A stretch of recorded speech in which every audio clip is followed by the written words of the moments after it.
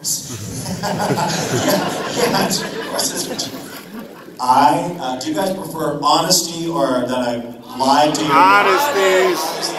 No clickbait. Lie to me, man. Lie to me. Vegeta is one of my all-time favorite characters in animation.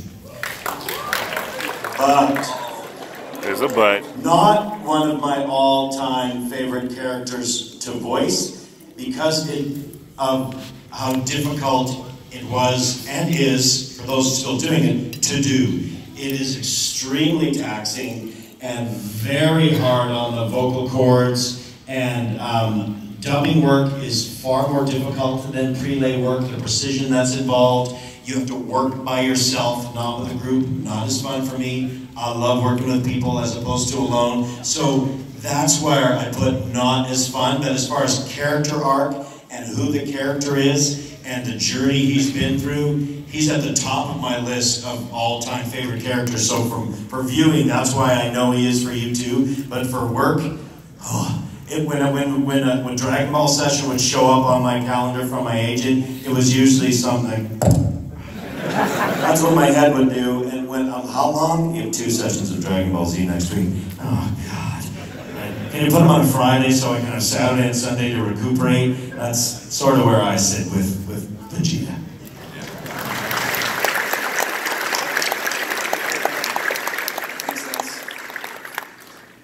Yeah, he said it. It's really hard, and so I guess maybe you probably are aware of that. And I know going into a session that it's going to take all of my all the power I have to even get through it sometimes.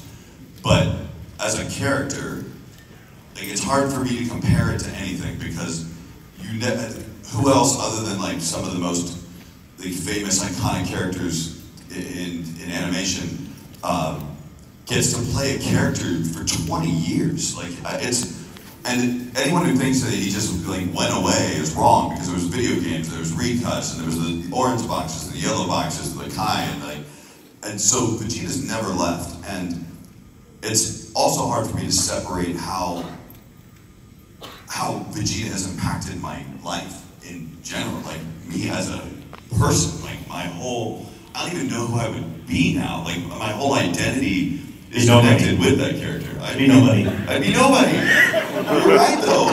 I don't know what I would be. And so it was such a, I don't know, it sucks to have to scream that loud and to know that I'm going to have flu-like symptoms the next day. But Dragon Ball Z has given me so much that I don't have a choice, because if I don't scream my butt off, Sean's going to scream better than I do, and I don't want that to happen.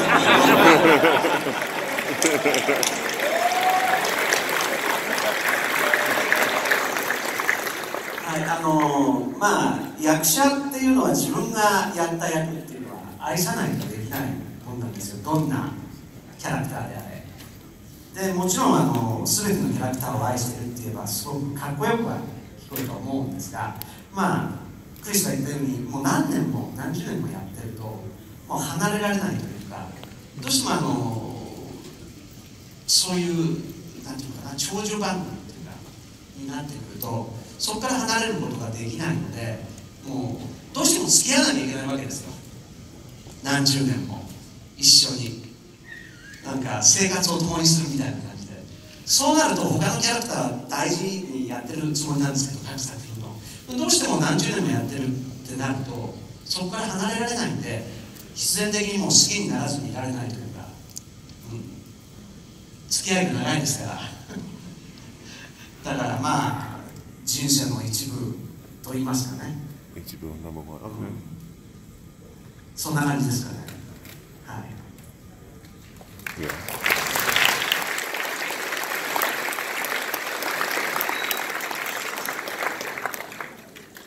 As an actor, I don't think you can play a character unless you really love them. So of course I love all of the characters that I play. Though with Vegeta, we've been a part of each other for so many decades now that I just can't separate myself from him, so he's just so much a part of my life, and I feel like we both grew up in all these decades that I've been playing this role. And so yeah, so it's been just such a long time, and it's always going to be a part of my life.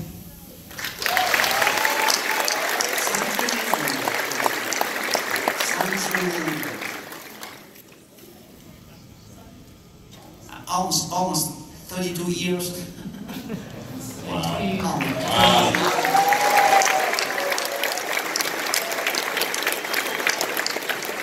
Vegeta is one of the coolest characters ever. I played Dr. Claw. I played Wolverine. I played Venom. And Vegeta, honestly, he's still Yeah, he played Venom in Spider-Man Adventures.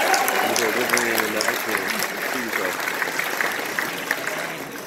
So you mentioned how it's taxing on your voice. What is your absolute all-time favorite recording session that you've had with Vegeta, whether it be a taxing one where maybe you felt sore the next day, but you said, you know what, I nailed it, or maybe it's more of like an emotional scene. For example, I don't think Chris has gotten to this yet in the Super dub, but there's a scene in Super where Vegeta's trying to name his daughter, like he has to figure out what to name her, and it's very adorable. So what kind of scenes that you've done throughout your career as Vegeta stand out as being like ones where you're like, yeah, like, this was awesome. Like you felt good about yourself because there was something magical like that night or that day in the studio. You could be screaming or not, it's up to you. I mean, I don't have to explain why this scene was great, but just the moment where Vegeta does sacrifice himself and he puts his arm around his son, like, I'm sorry, you have to have a heart of stone to play Vegeta. But it crushed me, man. Like, it just crushed me. And it was a difficult, emotional recording session. Because back in those days, we were working so hard to get the show on TV every week that we didn't even know what was happening. We didn't even have the materials up until the end of the show. So I didn't even know what was going to happen to Vegeta as things went along. So it was when he became a Super Saiyan, I was like, oh wow, that's awesome. And I think in a way, it's kind of the way that Ryo got to experience the series because he didn't know what the future was going to be either. We've had conversations about this. Like, one of the funniest things he ever said to me was, man, when I first started working on the show, I didn't even know if I was going to make it 20 episodes because people die in the show. So, yeah, man, it's that was probably my favorite scene, yeah, easily.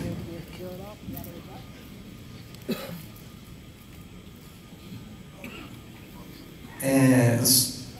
そうだな、僕もやっぱりここではっきり変わったと思うんです。今までのベジータっていうのは自分のためだけに戦ってきた、自分が強くなるためだけに戦ってきたのが、初めて家族を守るために自分を犠牲にして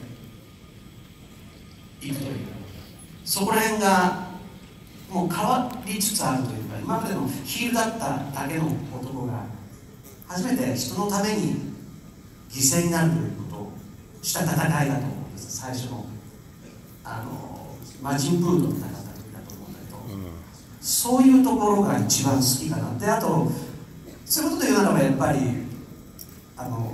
トランクスにお前を抱いたことがないから抱かせてくれというところが一番好きですね、シーン的には。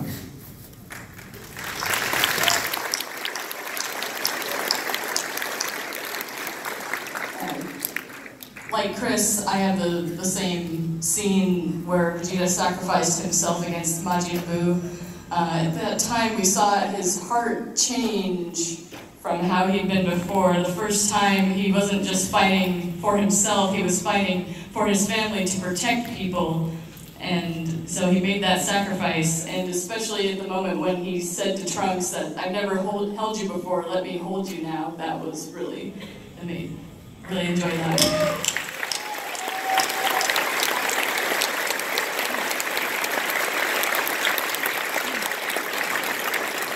Yeah, what they said.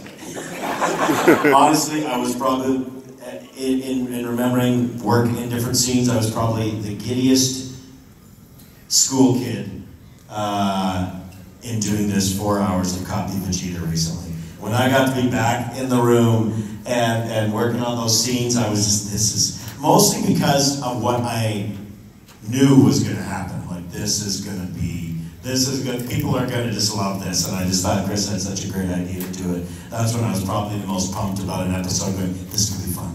Oh, they're going to like this.